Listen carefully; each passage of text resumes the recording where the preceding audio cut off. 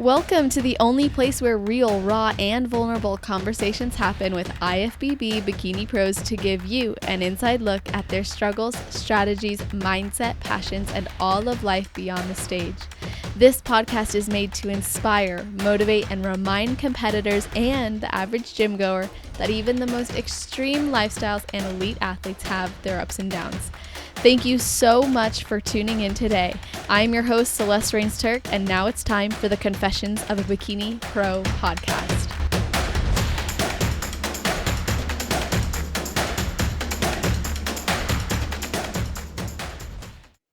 Hello and welcome to another episode of Confessions of a Bikini Pro podcast. I am your host, Celeste Rains-Turk, and today we are speaking with a 25-year-old pro, single mom, and full-time personal trainer who lives in Maryland and got into bodybuilding after having her daughter.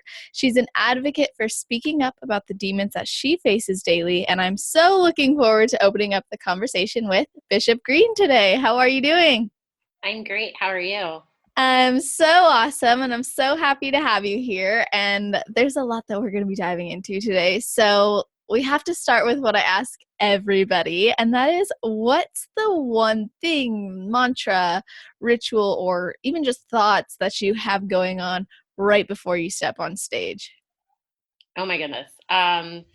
Well, this year it's been kind of different. My friend Megan, who's actually on my team, she actually told me to start doing this at Junior USA's, which was my first show of the year. She said, think of what your favorite animal is, and then imagine yourself as that going on stage, like Wow. channel that energy. So of course, anybody who knows me knows I'm obsessed with cheetah print. So, of course, my favorite animal is going to be a cheetah. So Uh-huh. backstage when we were lining up, I was just kind of breathing. I was super relaxed, and I was just, trying to channel that inner like fierceness and sassiness. So I would say it worked. That's awesome. I love that. So why a cheetah though? Just because of the fierceness and sassiness, or is there something else too? I would, I'm a huge introvert, so it's kind of funny that I chose, like my favorite animal being a cheetah. Because they're fierce, they're not afraid to go for it, and they're just badass. So it's like to envision myself as the complete opposite of what my introverted daily self is was pretty cool. That's so cool. I love that. And it's totally in your style range, so that's even better, right? Right. So I know your pro debut is coming up on September 22nd, right? Yes, ma'am, the Arkansas Pro. Woo! So are you doing anything specifically different or notably different for this show versus other ones that you did as an amateur? Um, I would say right now my cardio is lower than it has been. Being what I'm 41 days out right now. My cardio is a bit lower than it was for previous preps, so that's kind of cool that my body's responding a lot quicker. Mm-hmm. Um, but everything else, like my macros are pretty much the same. I still have my high carb days, so yeah. Other than cardio, I'd say everything's pretty much the same. That's awesome. And do you do like an if it fits your macros approach, or are you more of like a meal plan follower? Oh no, I'm definitely if it fits your macros. Oh Um, yeah. I did meal plans for the first 2 years and I went crazy. Wow. So what's like this is so new. And I actually really rarely ever talk to people about like their approach diet and training wise. So this is interesting. I'd like to dive into it just for a little. In terms of your if it fits your macros approach, are you eating mostly like kind of like bro diet style and then having the things that you want as well, like 80/20 as many people would say, or what's your approach specifically with that? um, that's hard. I would say maybe like 70/30, if you Okay. will. My breakfast, lunch, and dinner are always pretty much the same meals just because that's what I like. It's what works for me. And then, I do have my protein shakes after I work out. I would say the only, I usually get creative at night. Um, Mm-hmm. that's when my sweet tooth and everything really starts to kick in at night. So, I'll fit like a Power Crunch bar in, or like add extra peanut butter to my protein shake and I'll like make protein ice cream, you know, like Yeah. just small stuff like that that helps keep me sane. Totally. That makes sense. And do you end up cutting those things down as you get closer to show, like protein bars or shakes or things like that? No, I actually I do shakes and power crunch bars, and I keep pretty much everything the same up until like 2 days out from the show.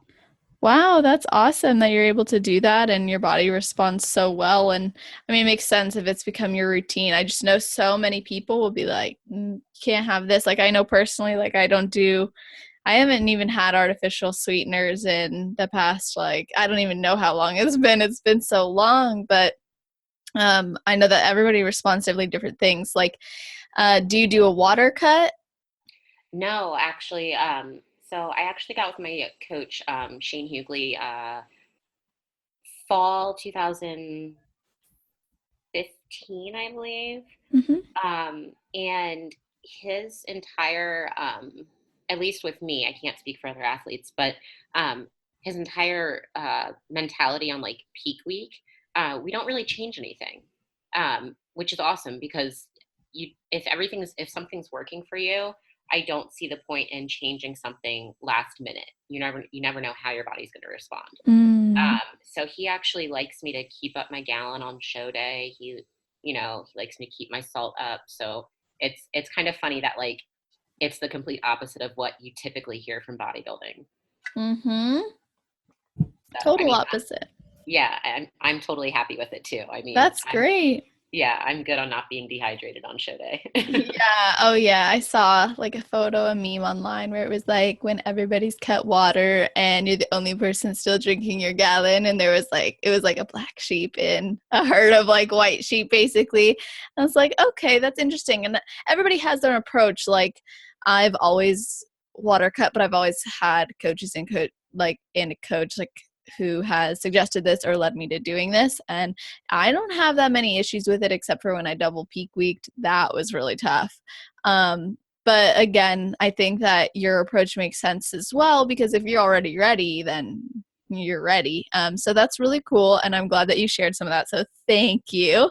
Um, I have, like I said, so much I want to actually talk to you about, but something that inspired me to bring you on the show was our similar viewpoint on what seems to be a trend with women leaving the bodybuilding world, especially the bikini division, and then complaining about the sport and how it broke them, when in reality it had really served as a platform for them and business opportunities and life opportunities in general. And personally, I feel like this sport, like anything, comes down to perspective, and no one's forcing them to put their bodies through this. It's a choice, and there's right and wrong ways to pursue it. And I think that in your post, your recent post, which is what inspired me to reach out to you, you made a really great point, and that was having the ability to choose for yourself to step on the gas or press on the brakes. So can you tell the listeners a bit more about what it is I'm referring to and kind of how you feel about it?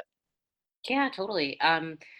It was something that I had been holding on to for a while, and it's kind of when you look at my account and there's, I have maybe 3,000 followers, and then you look at these social media influencers that have, 10K, 20K and up, um, people are more, they're, other people are tended to follow be followers in a certain way. Um, and so these social media influencers that started competing around the time that I did, 2013, 2014, they became really popular on YouTube. So they were showing a lot of, their daily, what they eat in a day, the one carb waffles, which I think are delicious, by the way. Mhm. But so they made this following, and they made it almost cool to compete. And so you're watching them excel and some won pro cards and whatnot, and and then all of a sudden you don't hear from them and they drop off, and then they make posts kind of digging at the sport. And for me, this sport kind of saved my life in a way. So I take it to heart, even though I don't know these people, when they're digging at it. And Right. so when they're coming out and saying my metabolism's messed up, you know, whatever the issue may be, hormone issues, whatever it is, you know, yeah, that can happen, but it's also nobody put a knife to your throat and said, do this much cardio, eat this less food, you know, et cetera, et cetera. So for me, it's kind of, it's frustrating because I know that I would never put my body in a harmful state to where I'm going to screw everything up. And I know the communication that I have with my coach, you know, I can talk to him daily if I need to. Um, Mm. so it just kind of makes me question why they didn't say to their coach, hey, I'm not comfortable doing X, Y, and Z. Um, and then coming out of the sport being like, oh, it screwed me up. Well, Mm. no, you weren't questioning methods that were, you know, handed to you. Yeah. Um, you know, and you were just kind of like, okay, I'm going to do this. And, you know, it just doesn't make sense to me. If anything, I think people should be looking back at themselves and saying, damn, I should have questioned that, that, and that. Mm. Um, you know, so I mean, that's just my opinion. That's my very small opinion. But it's something that was weighing heavily on me because it almost puts future competitors, it almost puts a bad taste in their mouth when they're Yes. following these huge social media influencers and they're like, oh, bodybuilding screwed me up. Well, no, just the method that you took screwed you up. Mhm. Yeah, exactly. And I feel like it the other side of that is like it's good because it can weed out people who aren't serious. But like because the sport does require extreme versions of a healthy lifestyle, but at the same time, it's like you said, there is that level of control where you can say, this doesn't seem right, or why is this person over here doing so much less and eating so much more? Like what's the actual method to this, and why am I choosing this way? And then even like going off of your point to the bashing and coming from having like followers and whatnot, what's unfortunate, I think, too, is that because they are influencers, the things that they share are going to create influence. And Right. although I believe like we're all influencers if we have people who are just excited about our message to see what we're posting, etc. We all have that power to create influence, but I think there has to be that level of responsibility as well in the industry where if you're posting like I'm going to do whatever it takes and then you're posting really unhealthy ways to get there, that's going to create an effect where other people do the same thing. And you maybe don't have to share everything in your life, but there is that responsibility to go and educate the people who do follow you in a way that's actually healthy.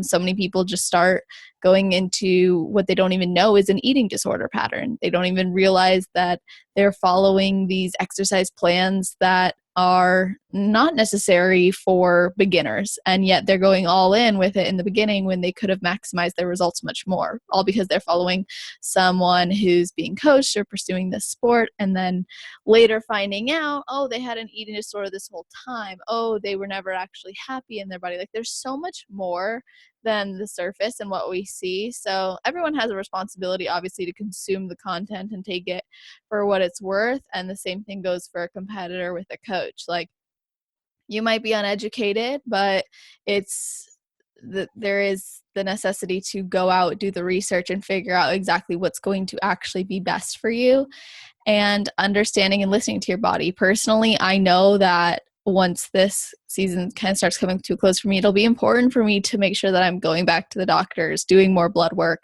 getting things in check, because you got to like stay on top of that. If you let it go too long, that's when it becomes a problem. So I appreciate your opinion on it. I Yeah. think it's I mean, great. it's just, it's unfortunate. And you know, to people that do have those issues after competing, like I feel for you and that, you know, I really do hope that they're getting the necessary help and finding balance again. But I want people to understand that like bodybuilding is not the face of health and fitness. Mhm. We are an extreme sport. And just because we're bikini competitors instead of actually like, you know, Phil Heath, um, either or, we're not the face of health and fitness. Right. We go to extremities to get our bodies the way that they look on stage. So I think that's what's most frustrating is that people are like, yeah, I want to compete and they want to follow all these pros and, you know, the influencers and whatnot, but they don't understand that the level of commitment and the level of sacrifice that you have to make. So Exactly. And then when you are like I know personally, like when I coach people, I have to manage that expectation as well and be like, this is not something that you have come to me for help with. You know, you're coming to me for help with healthy lifestyle creation, not let me compete and put myself through the competitor lifestyle, you know, because that's not the focus. That's not what we want to do for someone who's really truly looking to just create a healthy pattern in their life, or a sustainable one at that. Because like you said, it's an extreme, and it definitely is. And there's going to be times where a competitor might share their regimen and it'll blow people's minds. Like if people knew even just half the stuff that we have to commit to sometimes, man, I think there'd be a lot more people running from the idea of it. And I think it's good. If you want to try it, but just keep in mind, like, it's not all sunshine and rainbows, right? So, Right. Like the highlights are, but not a lot of people see the real and raw mhm. everyday life of it. So, Exactly. And that's a big reason why I created this podcast. So people could actually listen to that and hear that and know that there's a lot more to it. So, um, I also feel like there's so much more reflection that can come from leaving something that someone pursued and loved, and it can be done in a more positive and graceful way. Like you said, like if more people recognize the positives that came of it rather than bashing it all together, it would be a healthier way for them to leave for mental reasons. But at the same time, I think, you know, like I said, it can weed out other people. But what do you think would be a better approach for these women who have been speaking out, to not even for the people who watch them, but for themselves? Because you and I both have experience with our own mental health struggles. So, what do you think is happening internally when they're perpetuating this negativity that came from it? I think for me and just my experience, I think there's not enough of and this is going to sound very bad to those people that are, hanging up the heels. Mhm. There's not enough thankfulness and gratefulness in the process. So we start this fitness journey and we start this competing journey because we want to be better than what we are, right? Mhm. So all this happens. We gain, well, certain people gain sponsorships, they gain a following, they gain so much more confidence, they gain actually knowing what a healthy lifestyle is, aka in the off season. And they're gaining all this knowledge and they're passing it along to other people and they're making these groups of friends, connections everywhere. I don't think it's being realized when people hang up the heels. I don't think they're actually going, holy shit, this actually did change my life. Mm. Um, and which for me, I realize that every day. I started getting into this after I had my daughter, and it became my new outlet instead of partying. So when I think of it, I think of, well, shit, this really did save my life. I'm not doing drugs. I'm not drinking, binge drinking all night or anything. It's gotten me to a very healthy space mentally and physically. So I have nothing but gratefulness and thankfulness for the sport and for the NPC and the IFBB, because, and for my team, because I've met basically what I call lifelong friends now. Um, Mm. and it's just, it changed me as a person. And I wish more people, once they do decide to take a step back, would just bow out gracefully and say, you know what, thank you to X, Y, and Z. You know, this made this happen. I did this. I made a huge accomplishment in life, and let's move on and let me find something new to do. Because Mm. honestly, I can't, and realistically, I can't stay in this sport forever. Um, Exactly. and it's, yes, everybody has their season in the sport, but I'm never going to say, I wish I didn't do that. Mm. It's always going to come back to, this changed my life for the better. Yeah, exactly. I love that perspective. I really do. Because having that regret when so much awesomeness came from it is basically like a slap in the face to everything that you put yourself through in the first place. So I love that perspective, and I totally agree with you. And you touched on a bit of your transformation journey there in terms of it saving your life, especially from partying and drugs, and it's given you a whole new identity almost. So I'd love to know, like, especially touching on the fact that you are a single mom, I'd like to know, like, how does being a single mom and a competitor? Because I mean, obviously that requires a lot of time management, I imagine. So, Right. what are some of the things that you do every day that are non negotiables to help you achieve more in all areas of your life? So I'm actually kind of lucky in the sense that I do personal train as my career. So I am kind of always at the gym. So if cardio needs to be done later in the day, I find a way to make it happen. Unfortunately, being a single parent and my daughter not being in school yet, she does start kindergarten this fall. Oh, yay. She has to come with me. And, Mm, some people look at that as, you know, your child's with you too much at the gym, you're not spending enough time with her outside of the gym. People don't understand that when I'm not at the gym, she is my entire world, either when I'm there and when I'm not there. When I wake up and when I go to bed, it is all about my daughter. Um, mm, and so for me, it's hard for people I think it's hard for people to relate to me in a way because there is no if, ands, or buts. I just get it done. Um, my schedule helps me keep everything kind of in check. With my clients, I make sure that they have their set times and days. Um, and I do let my clients know that, listen, I do have a 5-year-old. If you can't make it, I need you to tell me in advance yeah. because she comes with me. This isn't just my hobby. Yeah. This is how I make a living and provide for her. And, by competing, one, it keeps me, I call it my mom time. It's my me time. It keeps me sane. Putting the headphones on and just getting my lift done. That's my me time. It keeps everything clear for me. Um, so I tell other moms that want to get into a healthier lifestyle that make this your you time. Don't have that Mm, mom guilt. You know, um, because our kids need to see us happy and healthy. They don't need to see us absolutely. zombie mode.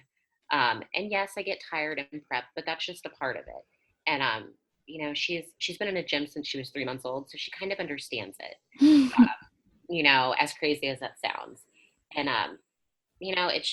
it's something that I manage, and I might not manage it the right way for certain people, but at the end of the day, as long as she's happy and healthy, I think I'm doing something right.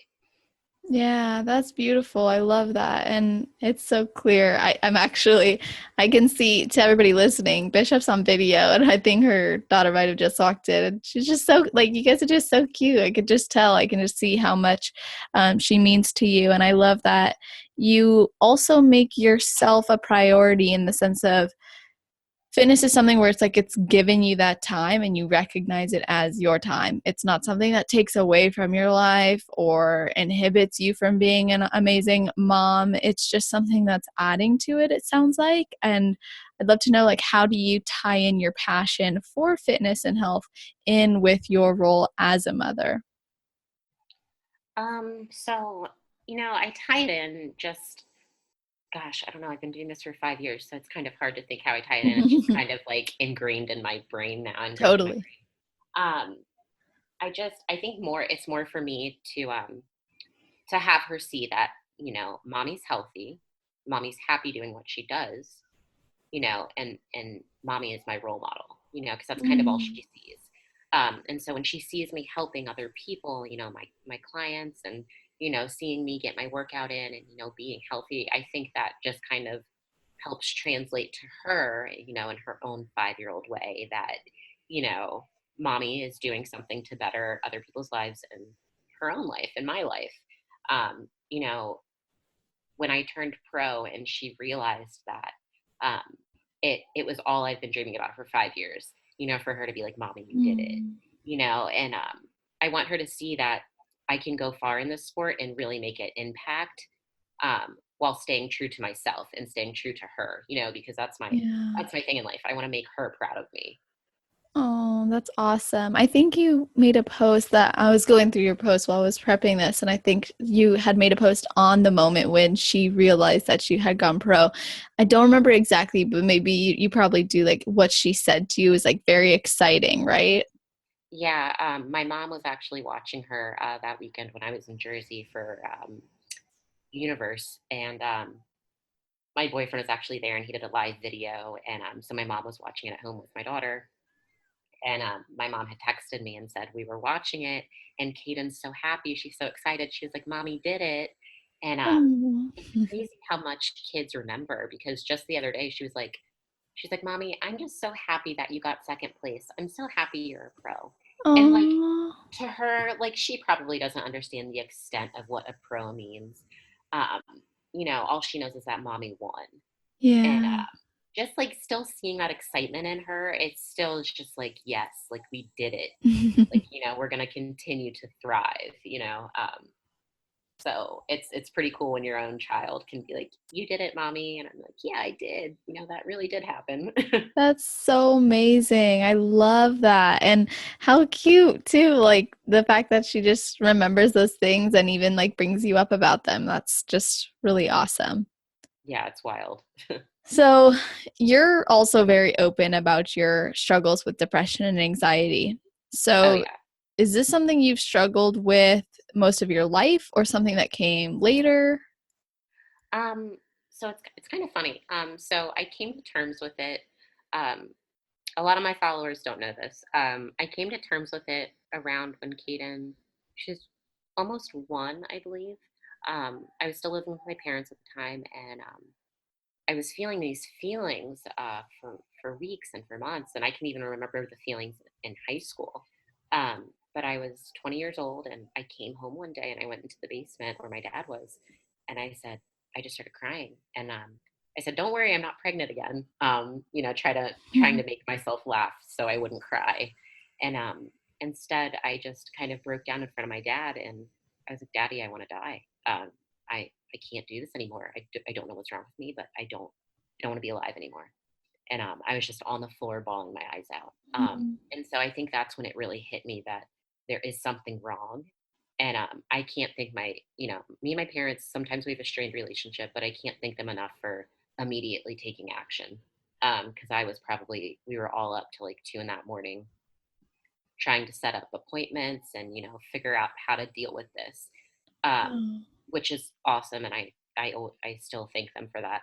But that's when I came to grips with it. Now, feeling that back in high school, I didn't really know what was wrong. I do remember that these feelings were similar to what I was feeling a couple years ago. So I knew that it was manifesting itself. When you're 15, 16 years old, you don't know how to deal with it. And you almost don't want to Mhm. be like, what is wrong with me? You just want to be normal. Um, but now I'm realizing that it's made me a fighter and a warrior, and I fight daily, and it's kind of cool that I have my 5-year-old, because she wakes me up in the morning. If I Yeah. feel like if I didn't have that, then it would be hard for me to get up in the morning.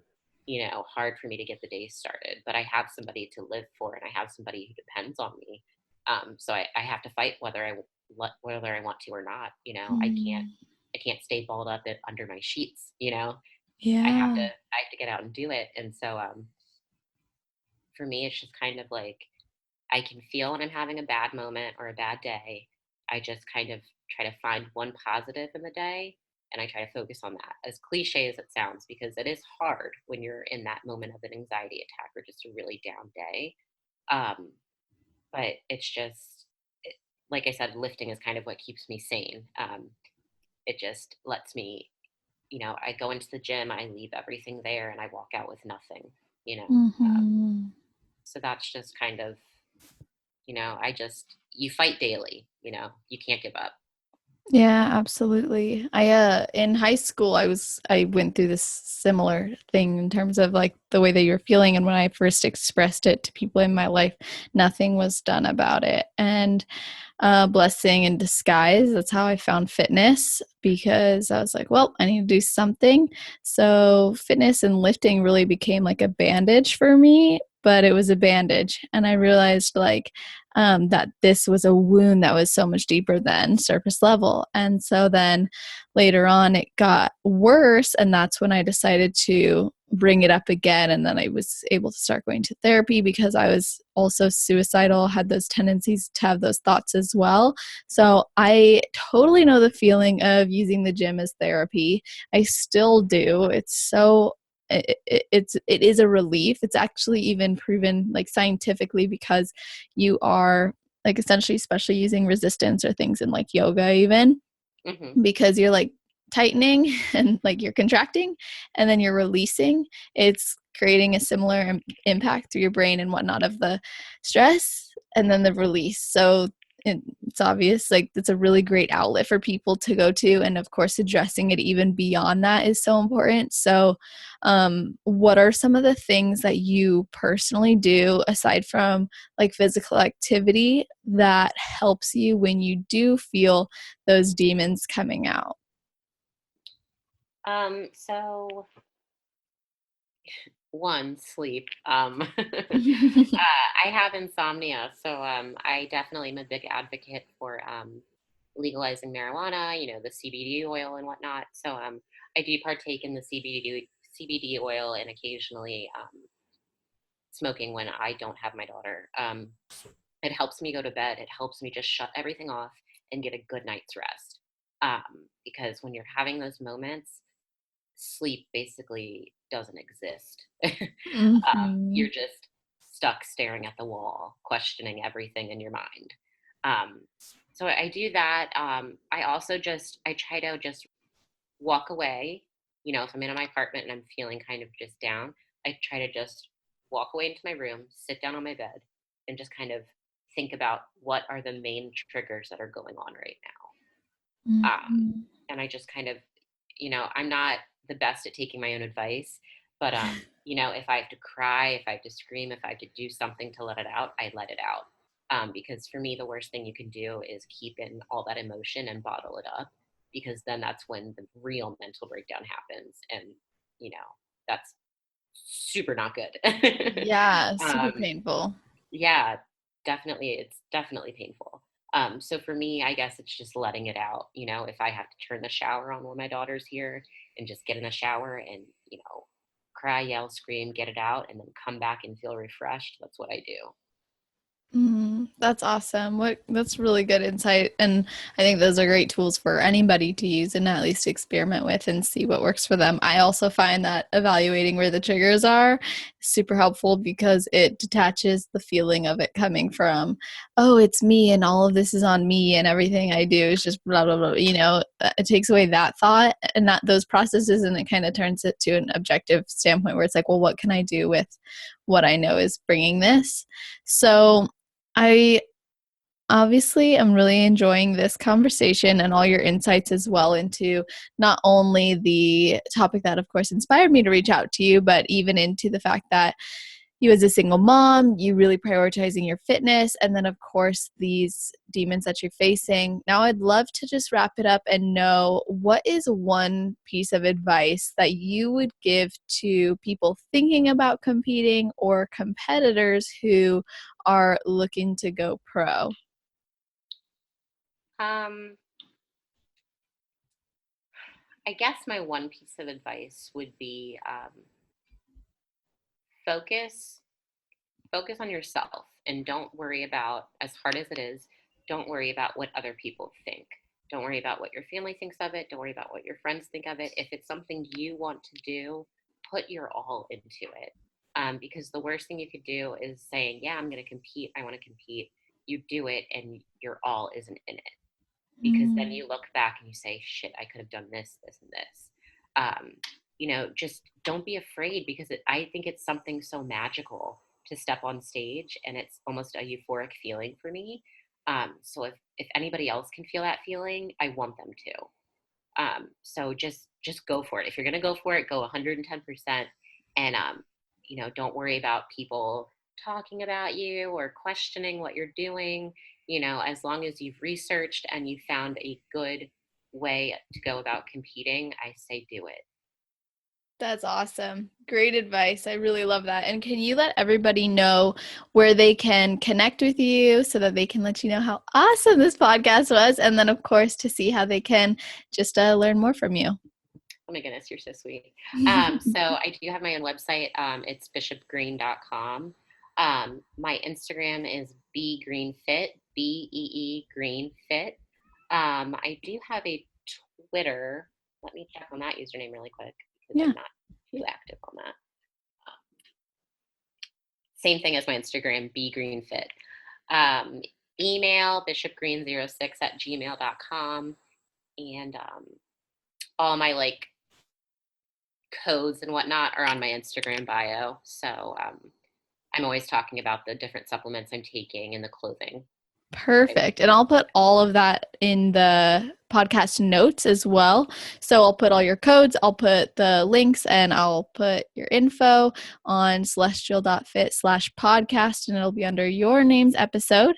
And then, of course, to everybody listening, please let Bishop know your favorite part about this podcast. Give her a follow, let her know, message her, just tell us what you thought of it. And if you have any specific questions for her, sounds like she's more than happy to help you out.